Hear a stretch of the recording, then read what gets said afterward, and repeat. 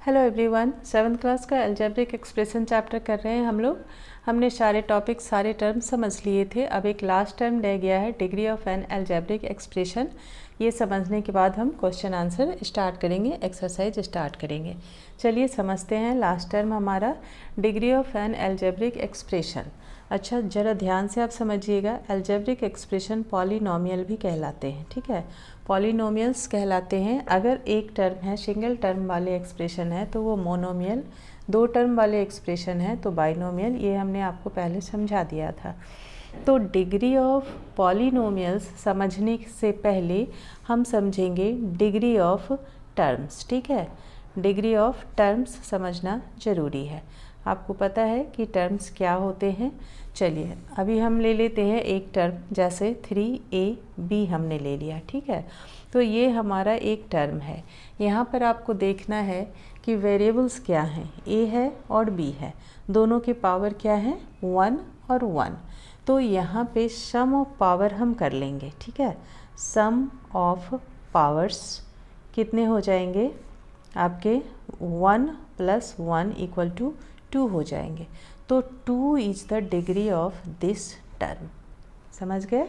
बस degree of terms हमें जब निकालना है तो हम वेरिएबल्स के पावर्स को ऐड कर लेते हैं और वही हमारा डिग्री ऑफ टर्म्स कहलाता है। एक और एक्सप्रेशन लेते हैं, एक और टर्म्स लेते हैं, जैसे 10ab² c4 है मान लेते हैं। ठीक है, तो यहाँ पे क्या हो जाएगा, सम ऑफ पावर ऑफ वेरिएबल। यहाँ पे ध्यान दीजिएगा, a⁻1 है, b⁻2 एंड c⁻3। तो सम ऑफ पावर्स आपके हो जाएंगे 1 + 2 + 4, सॉरी ये 4 है, तो यहाँ पे हो गया 7 आपके डिग्री ऑफ टर्म्स कहलाएंगे। क्लियर है? डिग्री ऑफ टर्म आपके समझ में आ गया। अच्छा, ध्यान देना है कि पावर्स हमेशा वेरिएबल्स पे होते हैं।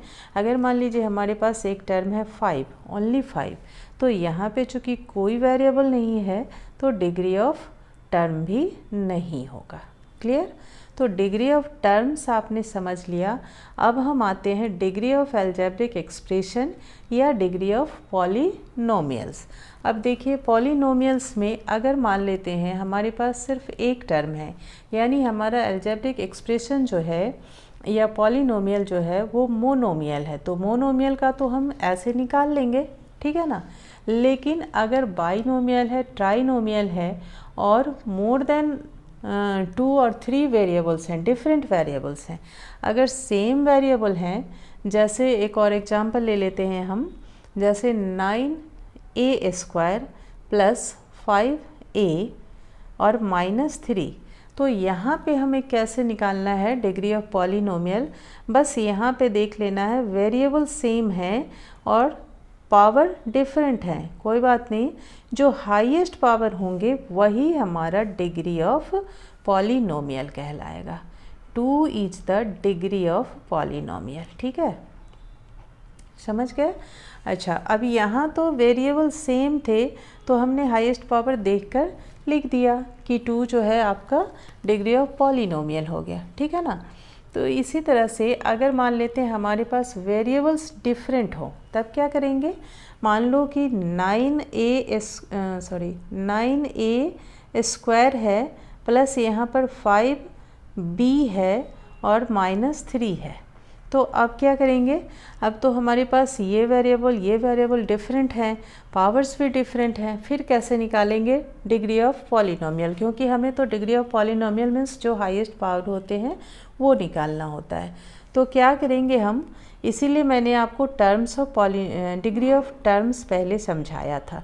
हम अलग अलग टर्म के पावर्स फाइंड आउट कर लेंगे। ठीक है, तो सबसे पहले 9a² का पावर क्या, डिग्री क्या हो जाएगा, 2 हो जाएगा ना, 2 पावर है तो। और 5b एक टर्म है, इसकी डिग्री ऑफ टर्म क्या हो जाएगी, 1। समझ रहे हो? अब इसका तो होगा ही नहीं, तो अब इन दोनों में हाईएस्ट ये है, तो इस पॉलिनोमियल्स का मतलब degree of this polynomial is 2 because this is the highest power. Clear? समझ आ गया आपको?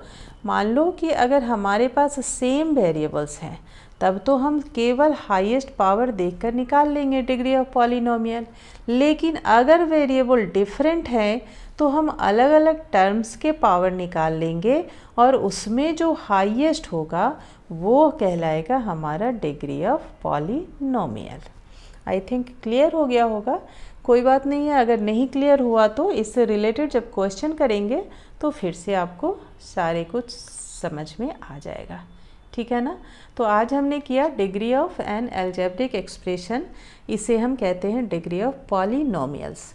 पॉलिनोमियल्स इसलिए कहते हैं कि अगर टर्म सिंगल है तो मोनोमियल कहलाता है, डबल टर्म्स हैं एक्सप्रेशन में तो वो बाइनोमियल, फिर ट्राइनोमियल, क्वाड्रिनोमियल, तो हम अलजेब्रिक एक्सप्रेशन को पॉलिनोमियल भी कह सकते हैं।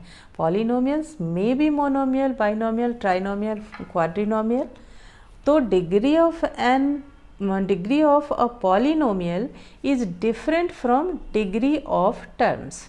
That's why I made you understand first degree of terms. पहले मैंने आपको डिग्री ऑफ टर्म्स समझाया, उसके बाद डिग्री ऑफ पॉलिनोमियल समझाया, क्योंकि डिग्री ऑफ टर्म्स अगर समझ लेंगे तो डिग्री ऑफ पॉलिनोमियल निकालना ईजी हो जाएगा। चलिए मिलते हैं अब कुछ क्वेश्चंस के साथ, ताकि सारे टर्म्स जो हमने अलजेब्रिक एक्सप्रेशन के पढ़े हैं वो सारे क्लियर हो जाएं। Thank you.